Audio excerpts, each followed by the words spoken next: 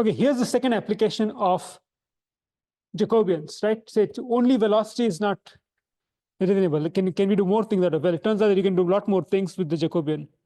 Now, you might have done a course on statics if you're a mechanical engineer, where they put a system and then they put the system in equilibrium, it didn't move, and then they asked you compute the reaction forces or all forces to keep things in equilibrium.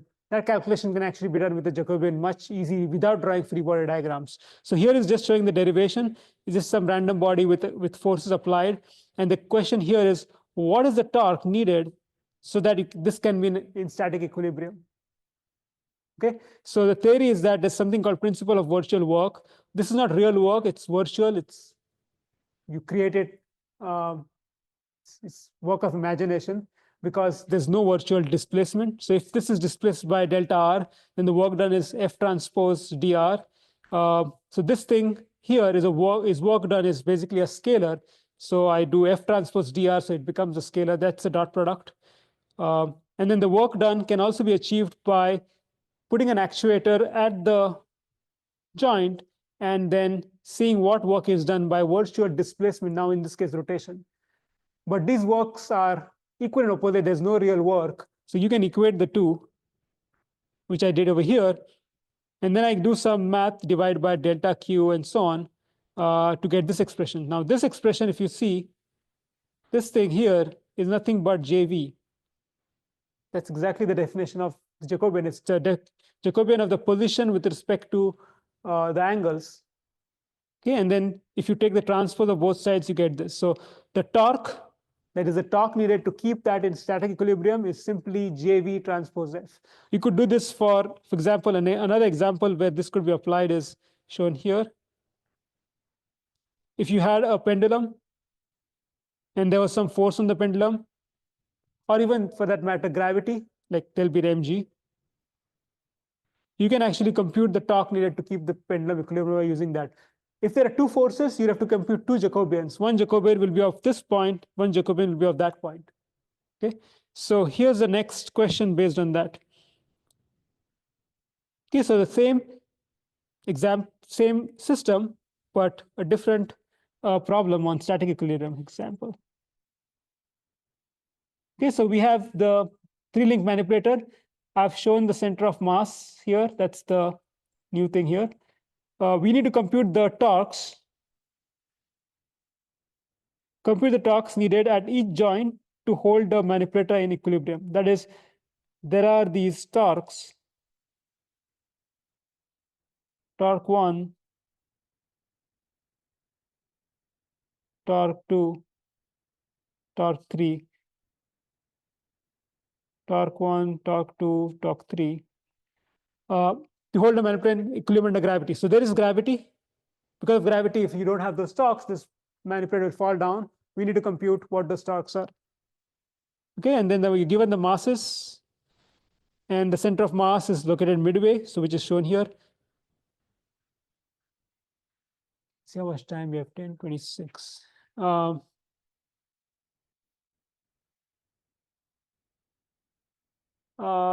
I'm just going to try to, let me see. Yeah, I think I did this once, so let me just refer to my notes and not try to do this by hand here. I just have all my notes, that way we can expedite the coding. So to compute the torque, I use the formula given here. It's basically torque equals J transpose times F. Remember, that's only JV. Now, it's JV only because you only have linear forces. If you had moments acting, if F was applied by, if there was some moments here, then you will have to use the angular counterpart, that is J omega. I'm only using JV because it's linear forces. So mg is a linear force, so I only need to use JV. Okay, so here's how it goes. Torque is, since there are 3 forces acting at the 3 center of masses, I need to use 3 Jacobians. There's a Jacobian for linear, the linear counterpart of Jacobian, JV, for G1, JV for G2, JV for G3, and the forces. Okay, now these forces are in the y direction because my y direction is upwards. So I put a minus because it's gravity acts downwards. Fg2 is here, Fg3 is here. Okay, so the last thing I need to do is to compute JVG1, JVG2, JVG3. This is a calculation we've done. We've done it for the tip and point mass, but we could do it for the center of mass. All I need to do is, first of all, there's just two things which are important. One is to realize that this thing is a formula for revolute joint. So that's, you get this thing. And that is, you don't just have R0K.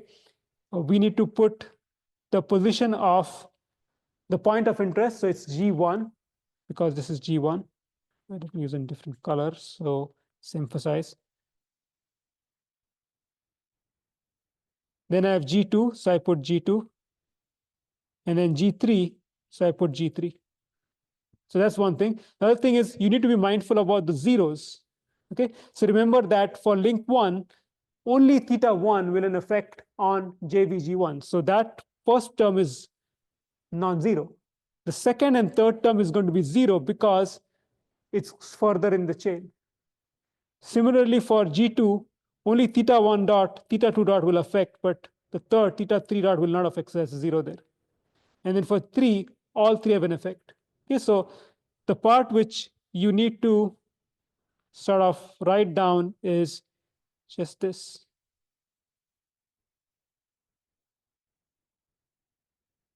Okay, so this part is, I have it here, you can refer to it. I did the calculations by hand, but the way I would do this after I finish writing down these equations is just resort to symbolic Python.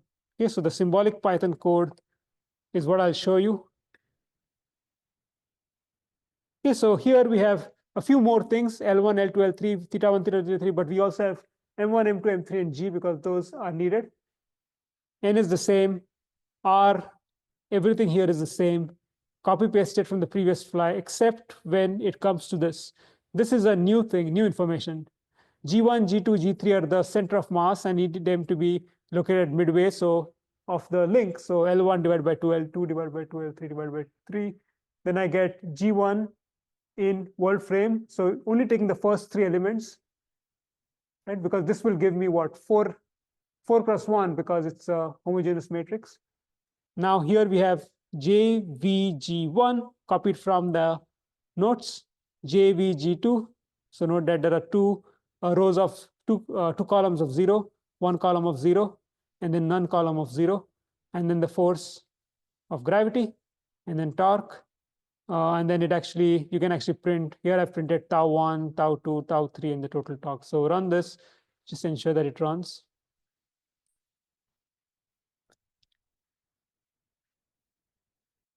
Okay, this is a lot more involved than τ1. Now you can actually compute this by drawing free body diagrams. It actually is this value, right?